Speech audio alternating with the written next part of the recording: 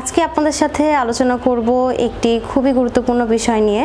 স্বাভাবিকভাবে দেখা যায় আমাদের অনেক ছেলেরা আছে যাদের হচ্ছে কিছু শারীরিক দুর্বলতা বা অক্ষমতা থাকে, তো যেটার জন্য আমরা দায়ী করি আমাদের কিছু হরমোনাল ফাংশনকে, যেমন তার মধ্যে টেস্টোস্টেরন একটি। টেস্টোস্টেরন যদি কমে যায়, শারীরিক কিছু যৌন অক্ষমতা এবং শারীরিক কিছু দুর্বলতা দেখা যায়, যার ফলে অনেকেই মানসিক অনেক অবসাদে ভোগেন বা এটা ছাড়াও অনেক মেডিসিন বা অনেক কিছুর আশ্রয় নেন। তো সেগুলোর পাশাপাশি কিছু খাবার আছে যেগুলো আপনার টেস্টোস্টেরনকে বাড়াতে সাহায্য করতে পারে।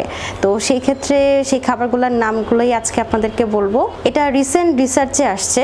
কালো জিরা, কালো জিরাটা তেলটা খুবই ইম্পর্ট্যান্ট টেস্টোস্টেরন বাড়াতে। আপনি যদি আপনার সবজি কিংবা হচ্ছে কোনো তরকারিতে তেলের মধ্যে একটু 2 চা চামচ হচ্ছে আপনি একটু কালো জিরা দিয়ে দেন এবং এটাকে একটু বয়েল করেন, ওই তেলটা কিন্তু কালো জিরার নির্যাসটা নিয়ে নেয় এবং ওই তেলের মধ্যে দিয়ে যদি আপনি রান্নাটা করেন, প্রতিদিন কিন্তু আপনার রান্নায় কালো জিরার তেলটাই ইউজ হচ্ছে। এবং এভাবে যদি খেতে পারেন, আপনার কিন্তু দেখা যাবে যে টেস্টোস্টেরনটা বাড়তেছে।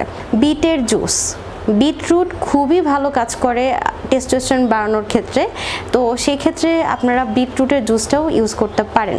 নর্মালি ডিম এবং দুধ, এই দুটি হচ্ছে প্রোটিনের সবচেয়ে ভালো উৎস এবং দেখা যায় যেহেতু আমাদের বেশিরভাগ এনজাইম বা হচ্ছে আমাদের কিছু হরমোনাল জিনিসগুলো প্রত্যেকটাই হচ্ছে প্রোটিনের সাথে রিলেটেড এবং অনেকগুলো প্রোটিনও। তো সেই ক্ষেত্রে আপনি যদি গরুর মাংস, গরুর কলিজা, ডিম, দুধ ইত্যাদি খাবারগুলো আপনার খাদ্যাভ্যাসে রাখতে পারেন, তো সেক্ষেত্রে আপনার খুব দ্রুত টেস্টোস্টেরনটা বাড়ার চান্সেস আছে।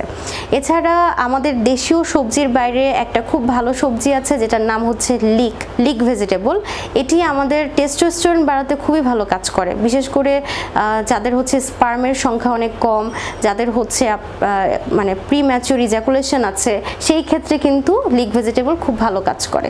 প্রতিদিন যদি 10 থেকে 15টা কাঁচা খাওয়া যায়, তো টেস্টোস্টেরন হরমোন আস্তে আস্তে ধীরে ধীরে বৃদ্ধি পায়। তো আজকে এই পর্যন্তই।